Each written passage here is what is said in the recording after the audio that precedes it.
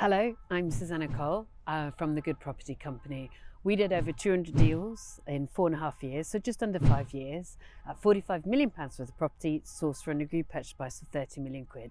So, done quite a few deals, and I own a major property portfolio which now allows me to live both in Bristol, where the majority of my portfolio is, but also in Barcelona, as you can see, near the beach, and I travel and I work from anywhere. I run this YouTube channel to give you guys the help you need to succeed in property. So remember to like, to subscribe, because I don't want you to miss out for all the great new videos I've got planned for you that are coming out.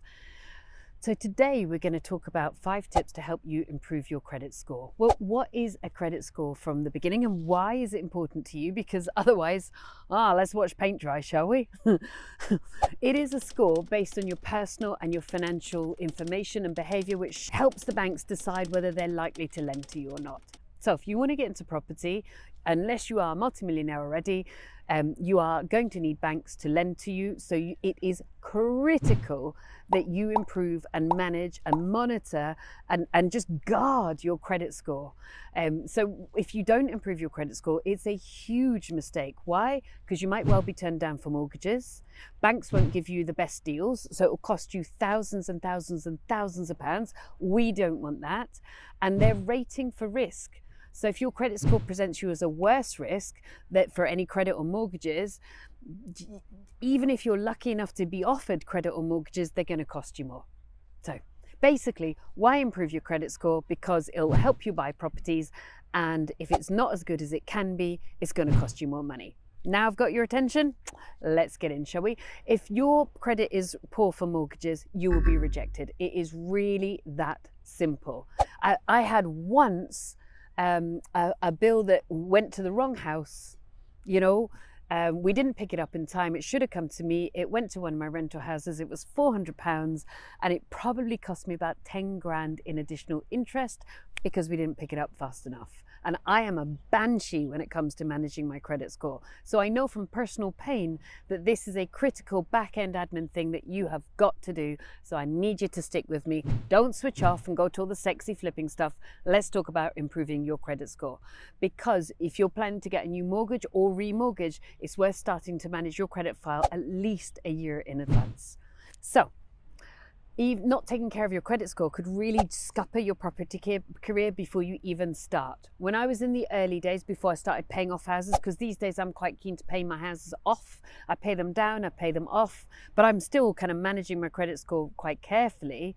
But in the early days when cash was really quite tight and it was critical that I got every single bit of lending, I was like a dragon breathing fire on my credit score. It wasn't the most fun thing I've ever done, but that is how important it is for you as a property developer. So let's get into it, shall we? 5 tips. That was 10. 5 tips. First one, register to vote. Why? Because the lenders use the electoral register to monitor, to check your address and your previous addresses. If you can't register for vote for some reason, then add 3 proof of addresses to your score, to your agency, and ask the credit agencies to make a note about this in your credit file. But ideally, register to vote. And it just ups your credit score straight away. So that's tip number 1. Tip number 2, look at your credit score. If you've never done that, I'm going to explain how to do it, and identify any errors. Go through every single bit, line by line by line by line by line, and check. Oh, you've got me as late paying. No. I can prove to you I paid that on time. So you want to be nipping anything in the bud before it starts costing you tens of thousands of pounds. So Experian, Equifax, TransUnion and Crediva. Then, once you've written to them, you check your credit score again to make sure they've updated your credit file with the mistakes and they've corrected the mistakes. And sometimes you have to do this 2 or 3 times. So that is, let me just check, Experian, Equifax, TransUnion and Crediva. I mean, I think we all know Experian and Equifax, but you've also got TransUnion and Crediva. Make sure you write to all 4, because you don't know which one your mortgage company or your bridging company is going to be using. The third one is the obvious one, pay your bills on time. It's really good business and it's really good business training to manage your money and pop everything onto either a direct debit or a standing order. And so you basically fix and forget. There's a really good video I did, the best, what's it called now? The best advice I ever received is one of my most popular videos. It's all about bank accounts. You definitely should have a look at that one. How you fix and forget your bank accounts as a property developer. So life is even easier and it's just very easy. But what it means is you will know any of your bills, roughly the standing order. So you kind of know what is going out of that account every single month. And so you just simply dump the amount of money into that bill paying account every single month. So you're not kind of going, whoa, you know, money goes in and then boom, boom, boom, it's taken out naturally. So you fix and forget. Automation is 100% your friend here. Number 4, don't be dragged down by the poor company you keep or kept. Make sure anybody that you link to financially does not drag you down because their credit score is not very good. So before you link with somebody financially, like, I don't know, share a mortgage, if you're doing any joint ventures, I've never shared mortgages with JV partners for precisely this reason.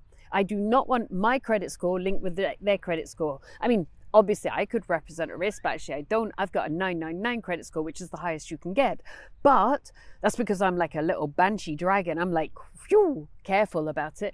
But if you link with a JV partner and they've got a really poor credit score, you could be dragged down by them. Also, if you split up, well, I'm really sorry to hear it. I hope your heart is healing. I hope nobody got hurt in the process and everybody's moved on to happy new climates. Make sure you de-link as fast as possible, close any joint accounts, write to all 4 of the credit agencies and ask for a notice of disassociation. Because again, your ex-partner, husband, wife, you know, whomever it is, if you were previously linked together financially and their money habits are different to your money habits, they could drag you down. That will cost you a lot of money and it'll be quite annoying. Now, the 5th one is, again, very simple. Check your addresses on old accounts. If you've got old mobile phone accounts and the like, and they're still listed as open, but with an old address, that can really mess up the algorithms and unfortunately for you, mess up your credit score. So it really is a kind of back-end tidy. Is anything that is billing you, is it billing you at the wrong address? Remember my 400 odd quid bill, which was just ridiculous, got sent to the wrong address and cost me thousands? So do some tidying up, go through every active account you've got and make sure it's listed to your current address. A couple of extra tips for you, because those are my 5 main tips. If you have a big life change come up, maybe you're on maternity leave or you're about to go on maternity leave, maybe you're about to start a new job, so you won't have been in your job for over 6 months, it's always worth applying for credit before it happens because you're telling the truth. You know, how long have you been in this job, if you still have a job?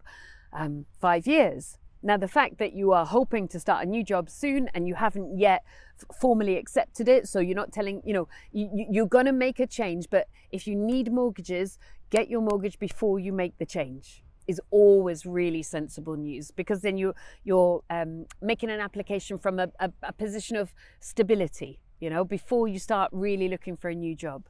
And if you're applying for credit and you ask the lender to do a quotation quote or a soft search, so it doesn't leave what's called a hard footprint or footprint on your credit file, it's just a soft search. So and the reason for that, if you're unaware, is if you've had loads and loads and loads of searches on your file that are hard searches, it starts to go, well, I'm going to do some thinking for the algorithm here. They start to go, why is this person continuously asking about credit? Now, the thing is, every time you get a mobile phone account, that's a credit application. Every time you get a mortgage, maybe you've got a credit card, those are all credit applications. And every now and again, they double check you again.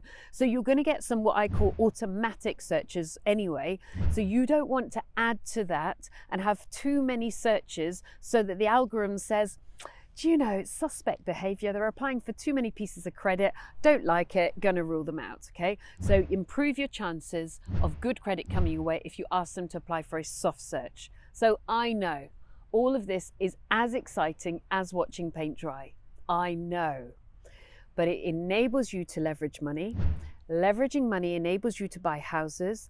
Buying houses, which you then rent out or flip, enables you to earn 6 figures, enables you to have as passive income as we can possibly get in property, enables you, in my case, to live beside the beach. So a little bit of watching paint dry for a lot of life is really worth it. So put the kettle on, get working on this back-end admin, get it going, come on, you can do this, and that will enable you to become a successful property investor.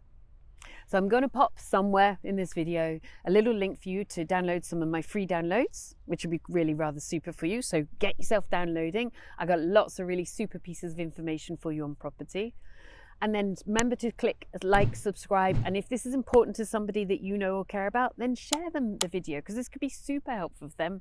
And then my final thing is, you definitely want to hop over at some point to my website, thegoodpropertycompany.co.uk. Why? Because I've packed it full of smashing information for you on property. So basically, go watch paint dry, because it's worth it, because you want to end up on the beach. Costings for a buy to sell. Get it wrong, lose money. Get it right, make a shed load.